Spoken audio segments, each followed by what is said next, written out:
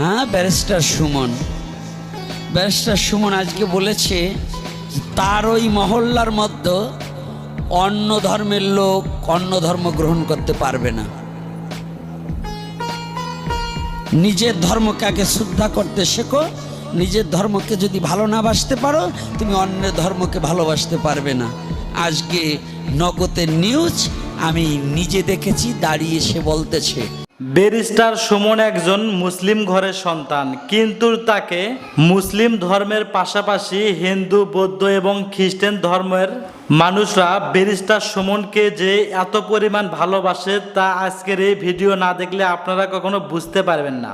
তো বন্ধুরা, চলুন ভিডিওতে আজকে আর বেশি কথা না বলে সরাসরি আজকে আমরা মেন ভিডিওতে চলে যাই। বাংলাদেশের আরেকজন ব্যক্তি মানবতার ফেরিওয়ালা পেয়েছি। একজন ব্যক্তির আজকে নগদে একটা কথা শুনে আমার বুকটা ভরে গেছে।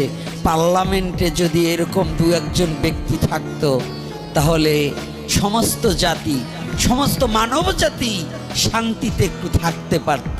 কিন্তু এইরকম কথা বলার লোক তো আর নেই। তবে পেয়েছি আমাদের হবিগঞ্জের ওদিকে। হ্যাঁ, ব্যারিস্টার সুমন আজকে বলেছে তার ওই মহল্লার মধ্যে অন্য ধর্মের লোক অন্য ধর্ম গ্রহণ করতে পারবে না।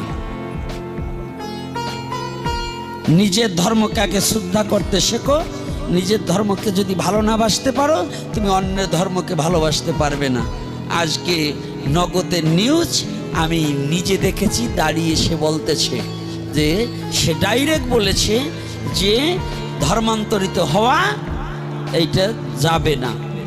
সে জীবিত থাকতে এইটা সে করতে দেবে না, কঠোর শাস্তি দেবে। এইরকম যদি সবার মধ্যে এইরকম চেতনা থাকতো, তাহলে আমাদের মানব জাতির মধ্যে মারামারি, হানাহানি, কাটাকাটি, রক্তাক্ত হতো না। মানব জাতি সুন্দর। আমি এজন্য আমার সুমন বাবাকে আমি ধন্যবাদ জ্ঞাপন করছি। ওকে কাছে পেলে আমার বুকে একটু জড়িয়ে ধরতাম, এই মানবতার ফেরিওয়ালাকে। কারণ এইরকম লোকই চাই। সে যে দল মত নির্বিশেষে, আমি চাই মানুষ, সে যে দলের যে স্বতন্ত্র প্রার্থী হোক না কেন, এটা আমার দেখার দরকার না। ওর যে মানুষ, আজকে মনুষ্যত্ব জাগ্রতর কথা বলেছে সমস্ত মানব জাতিকে। আবার এই সনাতনী জাতিকে এমন একটা আশ্বাস কেউ দিতে চায় না, সনাতনীকে কেউ দিতে চায় না। তথাপি ব্যারিস্টার সুমন যে কথাটা বলছে, আমার বুকটা ভরে গেছে যে না, তবুও যে কথাটা, সাম্যবাদের কথাটা, পার্লামেন্ট থেকে একজন সংসদ সদস্য যে এই যে এত সুন্দর উদ্যোগ নিয়েছে, এটা খুব ভালো উদ্যোগ, একটা প্রশংসনীয় কথা, এবং এটা সমস্ত মানব জাতির জন্য একটা কল্যাণকর কথা।